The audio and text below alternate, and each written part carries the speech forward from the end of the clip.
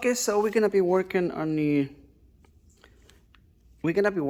a carrier. I believe it's carrier 58STA070-14112. Okay, I'm gonna show you how to remove the inducer motor. Carrier, I believe it's the only, Payne, Brian, some ICP are only brand that you can take the whole inducer motor apart. Okay, other ones like these, for example, see this one, it's a whole assembly. You cannot dismantle it. All these. This one also is carrier, but of course it's a high efficiency. But this one can go apart too because it's carrier. This one too. Now this guy here, I believe it's Lennox. They don't go. You cannot take it apart. Same thing with this guy.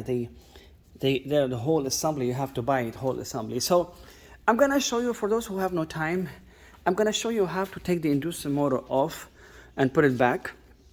And the next video I'll show you how to take it apart. So basically you need to remove the pressure switch first. Okay? Hello, and thanks for your time, thanks for watching, thanks for being here. So you have to remove the pressure switch, just put it here. And then basically, of course, I forgot to tell you, you have to turn the power off. Be careful, no power. I have it off already. Before you touch anything, always turn the power off. So now I put the pressure switch, I removed it from the way, and then these two wires are easy to remove them.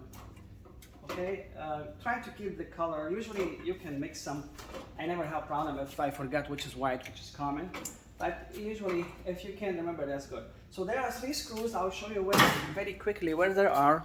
These 3 screws, when you remove them, there's one here, and one in here, and there's one in here.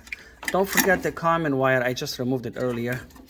The common, put it back, okay? So I'm gonna show you how you can remove it, and then I'll put it back. So the idea is, when you remove these 3 screws, the whole thing comes off.